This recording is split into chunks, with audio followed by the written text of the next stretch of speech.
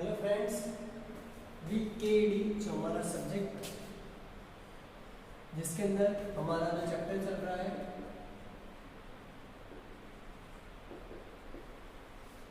Steering mechanisms. अब ये जो स्टीयरिंग मैकेनिज्म जो हमारा चैप्टर चल रहा है उसके अंदर अब जो लास्ट टाइम हमने बात की थी turning circle radius and condition of true rolling, लेकिन उसके जो इक्वेशंस थे वो मैंने आपको उस टाइम पे नहीं बताए थे, सिर्फ मैंने थ्योरेटिकल स्टडी करवाया था। अब आज जो हमारा लेक्चर है उसके अंदर मैं आपको टीसीआर के बारे में पूरा बताऊंगा और टीसीआर का जो इक्वेशन है उसकी तरफ हम आगे बढ़ेंगे। दूसरा कंडीशन ऑफ ट्रू रोलिंग और स्टीयरिंग के सम किस तरीके से बोर्ड में पूछे जाते हैं वो मैं बताऊंगा।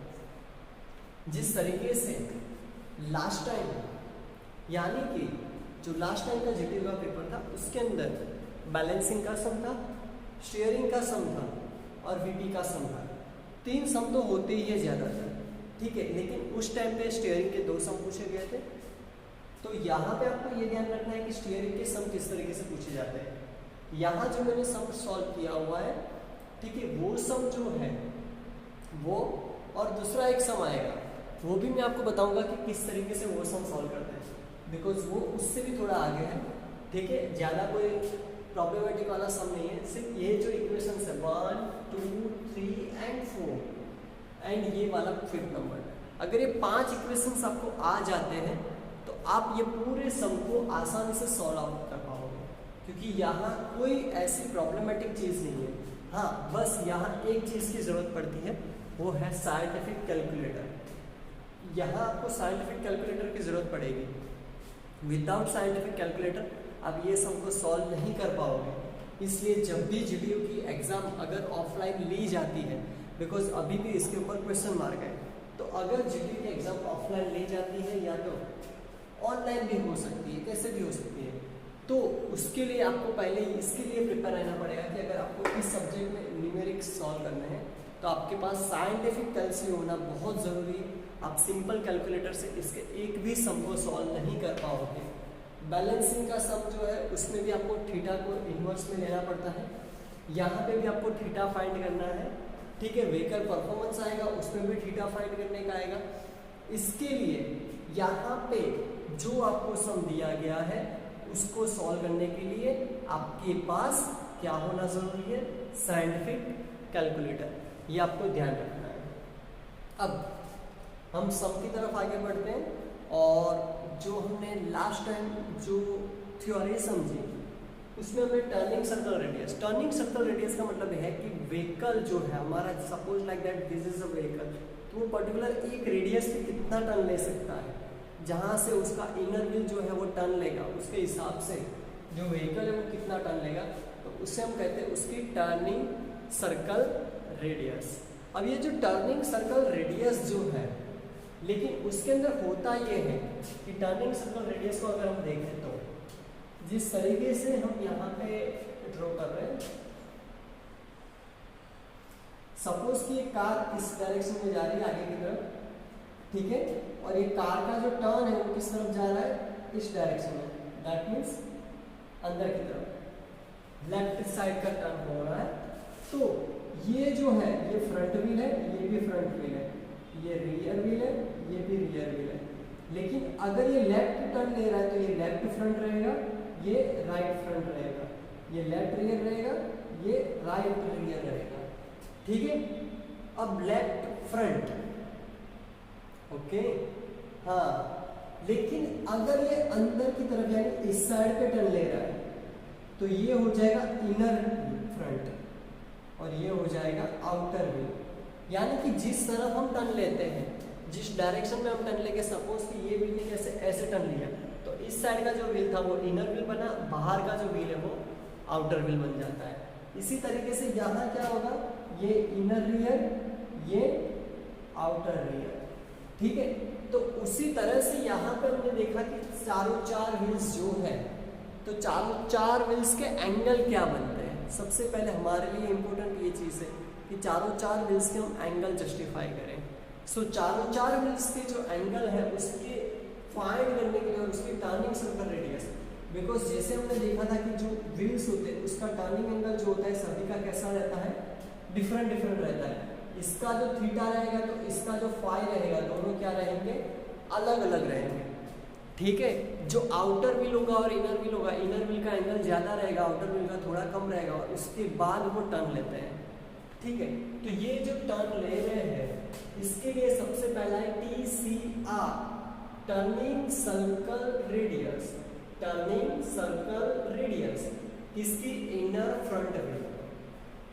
अब ये जो इनर फ्रंट व्हील है उसकी TCR क्या होती है, सो इनर फ्रंट व्हील के लिए उसकी TCR है RIF, यानी टर्निंग सर्कल रेडियस और TCR, R का मतलब रेडियस होता है, I का मतलब इनर और F का मतलब फ्रंट।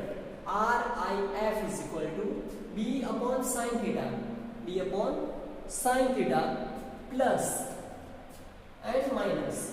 आप देख सकते हो यहाँ एक बार माइनस है, जहाँ इनर होगा वहाँ माइनस रहेगा, यहाँ पे भी इनर है, यहाँ पे भी इनर है। जब आउटर होगा तो उसमें क्या होगा, वो प्लस होगा, minus A minus C upon 2, दूसरा इक्वेशन।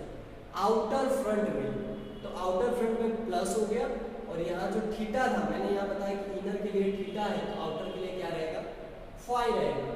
तो यहाँ से B अपॉन साइन थीटा था तो क्या हो गया, B अपॉन साइन फाई हो गया, B अपॉन साइन फाई हो गया। बाकी आगे तो जैसा है वैसा ही, A माइनस C अपॉन 2। अब यहाँ क्या है, TCR ऑफ इनर रियर, यानी रियर वाला जो व्हील है, लेकिन वो कौन सी साइड का, अंदर की साइड का, तो इनर रियर व्हील उसकी जो TCR है उसके लिए क्या आएगा, B upon tan theta, B upon tan theta minus A minus C upon 2, A minus C upon 2। अब है TCR of outer rear wheel, TCR of outer rear wheel, कि जो आउटर रियर व्हील है उसकी TCR क्या रहेगी, so outer rear wheel की TCR रहेगी ROR, radius of outer rear, B upon tan phi, यहाँ थीटा था इनर के लिए, यहाँ पे थीटा था इनर के लिए, आउटर के लिए फाई रहेगा, और जहाँ आउटर है वहाँ प्लस रहेगा, और जहाँ इनर है वहाँ बीच में माइनस रहेगा। बाकी आप देख सकते हो ये तो सेगमेंट पूरा वैसे का वैसा है, A minus C upon 2, A minus C upon 2, A minus C upon 2, A minus C upon 2, सिर्फ यहाँ साइन था, यहाँ टेन हो गया। इनर के लिए थीटा है, आउटर के लिए फाई है। तो चार इक्वेशन बहुत इजी है, ज़्यादा कोई कॉम्प्लिकेटेड नहीं है। ठीक है, तो इससे आगे बढ़ते हैं condition of true rolling. Condition of true rolling, कि जो ट्रू रोलिंग है, ट्रू रोलिंग का मतलब है कि परफेक्ट रोलिंग जो हो रहा है, 0-0, दैट मीन्स वहाँ पे कोई भी तरीके का कोई डिफरेंस नहीं हो रहा है, तो उसे हम क्या कहते हैं, कंडीशन ऑफ ट्रू रोलिंग है। जो ट्रू रोलिंग है, cot theta, cot phi minus cot theta, cot phi, cot phi minus cot theta,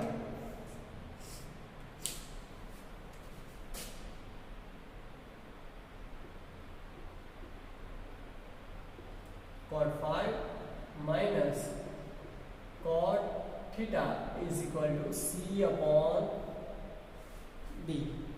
ठीक है, हाँ थोड़ा आपको हाईलाइट किया जिससे आपको थोड़ा अच्छे से दिखाई दे। यहाँ पे फाई का मतलब क्या है, थीटा का मतलब क्या है, थीटा का मतलब क्या है, इनसाइड लॉक एंगल, और फाई का मतलब क्या है, आउटसाइड लॉक एंगल। ये इनसाइड का मतलब है इनर एंगल, और फाई का मतलब है आउटर लॉक एंगल जो है उसका मतलब है आउटर लॉक एंगल, या तो आउटसाइड लॉक एंगल। ठीक है, वो फाई रहता है। अब हमको ये समझना है यहाँ पे, ये सब तो मैंने आपको लास्ट लेक्चर में भी बताया था। अगर आपको लास्ट लेक्चर मेरा सही से आपने देखा होगा तो आपके लिए ये बहुत आसान रह जाएगा ये समझने के लिए। ठीक है, तो अब आपके पास 5 इक्वेशंस। सबसे पहला RIF is equal to B upon sine theta minus A minus C upon 2, यहाँ थीटा था यहाँ फाई हो गया, और माइनस था उसका प्लस हो गया, क्योंकि इनर की जगह क्या आ गया, आउटर आ गया। जबकि रियर के लिए क्या आएगा, साइन की जगह क्या हो जाएगा, टेन हो जाएगा, साइन की जगह क्या हो जाएगा, टेन हो जाएगा, और जहाँ इनर है वहाँ थीटा है, आउटर है वहाँ फाई है। बाकी पीछे वाला जो सेगमेंट है उसके जैसा ही है। अब हम इलस्ट्रेशन की तरफ आगे बढ़ते हैं, एग्जाम्पल की तरफ। सो सबसे पहले यहाँ लिखा है wheel base B, B is equal to 2.743,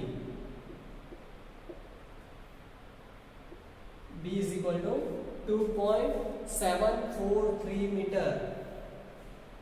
wheel base यानी कि पहला व्हील और आखिरी, that means front and rear wheel कोई एक साइड का, उसके बीच का जो डिस्टेंस रहता है उसे हम क्या कहते हैं, व्हील बेस कहते हैं। पाइवोट डिस्टेंस आप सबको पता है 1.065 मीटर, वो पाइवोट डिस्टेंस क्या होता है, ठीक है, वो मैंने आपको बताया था कि जो व्हील ट्रैक होता है उसके बीच में जो स्टीयरिंग टाई रोड जो होता है उसका जो लेंथ है उसे हम पाइवोट डिस्टेंस कहते हैं। Wheel track 1.217 meter, 1.217 meter. Inner lock angle हमको थीटा दिया हुआ है कि अंदर का जो व्हील है वो 40 डिग्री पे टर्न ले रहा है, तो हमको फाइंड क्या करना है, आउटर लॉक एंगल, यानी अपने को फाइव फाइंड करना है। दूसरा ROF फाइंड करना है, आउटर फ्रंट की TCR क्या रहेगी। बाद में RIR यानी इनर रियर की रेडियस क्या रहेगी। RIF इनर फ्रंट की रेडियस क्या रहेगी। और ROR that means outer rear की रेडियस क्या रहेगी। ये सभी चीज हमको क्या करनी है, फाइंड करनी है। अब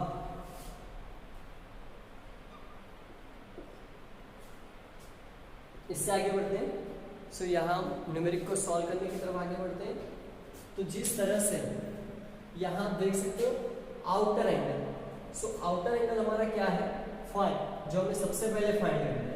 सो outer angle phi is equal to, अब हमको आउटर एंगल कैसे मिलेगा, ये तो सब क्या है TCR की इक्वेशन है, सॉरी, जबकि कंडीशन ऑफ ट्रू रूलिंग जहाँ पे हमको इनसाइड लॉक एंगल है, outside lock angle. Inside lock angle हमारा कितना है 40 डिग्री, इनसाइड लॉक एंगल हमारा कितना है 40 डिग्री, लेकिन आउटसाइड लॉक एंगल जो है हमको फाइंड करना है। So 5 is equal to outside lock angle जो है हमारा यहाँ पे देखते हैं कि outside angle is equal to cot 5 minus cot theta, cot 5 minus cot theta is equal to C/D। ये इक्वेशन हमने पूरा का पूरा यहाँ पे रख दिया, ठीक है। जैसे ही हमने ये इक्वेशन को यहाँ रखा, ठीक है, जैसे ही हमने ये इक्वेशन को यहाँ रखा तो आप देख सकते हो cot 5 जिसके हमें वैल्यू फाइंड करनी है कि 5 की value is equal to C/D is equal to C/D plus cot theta, यानी ये माइनस था वो सामने कहाँ चला गया, प्लस पे चला गया, सामने जो cot माइनस में था वो सामने की तरफ गया तो क्या हो गया, प्लस हो गया, ठीक है। अब आपका जो कैल्सी है उसके अंदर हमको cot की वैल्यू नहीं मिल सकती, हमारे कैल्सी के अंदर हमको ये तीन वैल्यू मिल सकती है, tan, sin एंड cos। लेकिन हमको एक पता है इन्वर्जन रूल, आप मैथ्स पढ़े होंगे तो जिसके अंदर एक इन्वर्जन रूल आता था, जिसके अंदर एक और चीज थी जिसे कहते हैं tan जो है उसका मतलब है 1/cot, sin जो है 1/cosec एंड cos जो है उसका मतलब है 1/sec, ठीक है। तो उसका मतलब हम ऐसा कह सकते हैं कि, सॉरी वर्ड के बाहर जा रहा है,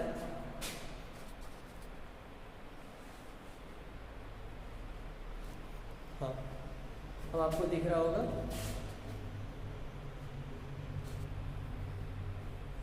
तो यहाँ पे अगर tan is equal to 1/cot है तो मैं ऐसा भी लिख सकता हूँ कि cot is equal to 1/tan, ये भी हो सकता है cot is equal to 1/tan। That means अब हम आगे बढ़ते हैं कि इसका सॉल्यूशन करते हैं कि cot 40 जो है हमारा, तो क्या आएगा 1/tan 40, क्या आएगा 1/tan 40। तो तो tan 40 की वैल्यू हमको जो मिलेगी उसको क्या करना है, 1 से डिवाइड करना है, ठीक है। तो tan 40 की जो हमको वैल्यू मिलेगी उसको हम जब 10 से डिवाइड करेंगे, ठीक है, तो उसका जो tan 40 की जो वैल्यू होती है समथिंग लाइक दैट है 0.9 के आसपास आएगी आपकी वैल्यू, ठीक है, बिकॉज tan 45 = 1 होता है। सो 0.9 के समथिंग जैसे ही वैल्यू आएगी 0.91 समथिंग, तो फिर आपको क्या करना है 1/0.91, यानी आपने c की वैल्यू देखी, अब c की वैल्यू क्या थी 1.065 रख दिया है, b की वैल्यू क्या है 2.743 रख दिया है, प्लस cot 40। अब cot 40 तो कैल्शियम में होगा नहीं, तो सबसे पहले मुझे क्या करना पड़ेगा, cot को किस में कन्वर्ट करना पड़ेगा, tan में कन्वर्ट करना पड़ेगा। सो जैसे मैंने cot को tan में कन्वर्ट किया तो 1/tan 40 हो गया। 1/tan 40 होने की वजह से tan 40 की वैल्यू क्या मिली, तो 1/tan 40 की वैल्यू 0.91 समथिंग जो भी है, तो tan 40 की वैल्यू अब मैंने क्या की 1/ इसका जो 1/ किया मैंने, तो उसका मुझे आंसर क्या मिला 1.1918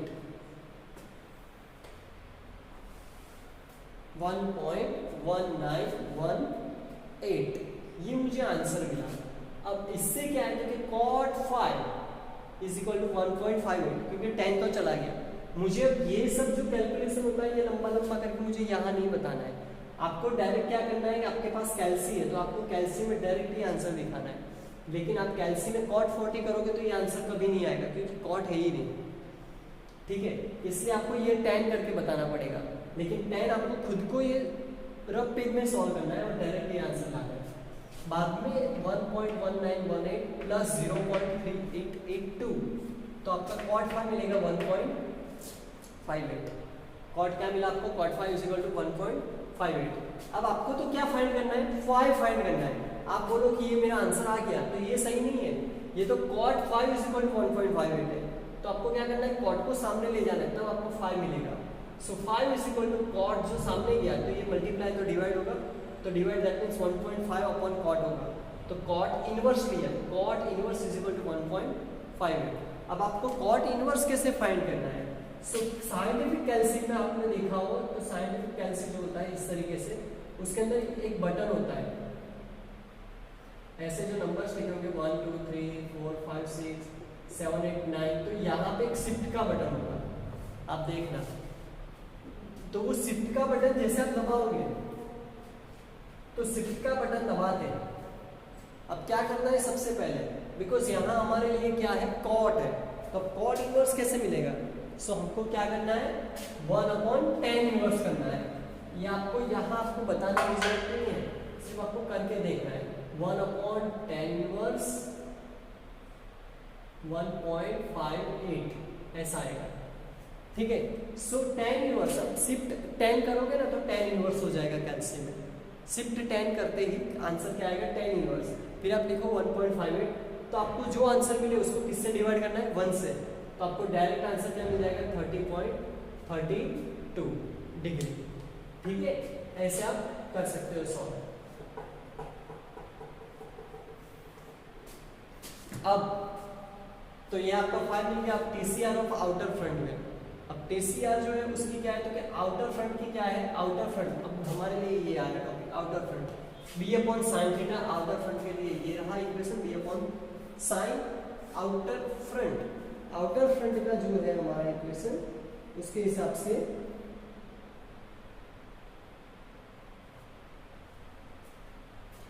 यहाँ पे sin 5 आएगा क्योंकि आउटर एंगल है ना, ठीक है, तो sin 5 प्लस a-c/2, सो b क्या है हमारा 2.743 sin 5, अब sin तो वही है लेकिन 5 का मिला 32.32 प्लस a की वैल्यू हमने रख दी 1.217, इसकी वैल्यू रख दी हमने c और इसकी वैल्यू, तो इसका तो हमें डायरेक्ट आंसर मिल गया इसका इतना सॉल्व करके। अब ये जो है 2.743 और sin 32.32 उसका आंसर हमको ये मिला, तो ROF हमको इतना सॉल्व करके हमको क्या मिल रहा है 5.11 मीटर। तो हमारा जो फ्रंट व्हील जो है आउटर फ्रंट व्हील उसकी टर्निंग सर्कल रेडियस क्या रहेगी 5.11 मीटर। अब आपको इसी तरीके से आपको इनर रियर, इनर फ्रंट और आउटर रियर, ये 3 व्हील के मुझे सॉल्व करके देने हैं। ये आप जब मुझे आंसर दोगे तो ही मैं आपका ये जो लेक्चर है उसके अटेंडेंस में आपके एलिजिबल गिनूंगा, एक्सेप्टेबल गिनूंगा, ठीक है। तो ये आपका सम है आपके सामने, ये मैंने एक आपको बताया कैसे करते। अब आपको ये 3 जो है यहाँ से इक्वेशन उठाने, इनर रियर, इनर रियर के लिए ये रहा इक्वेशन, ठीक है। इनर फ्रंट, तो इनर फ्रंट के लिए क्या वाला है, और आउटर रियर, तो आउटर रियर के लिए ये वाला है, ठीक है। मुझे करके भेजना आगे क्या आंसर आता है। Thank you.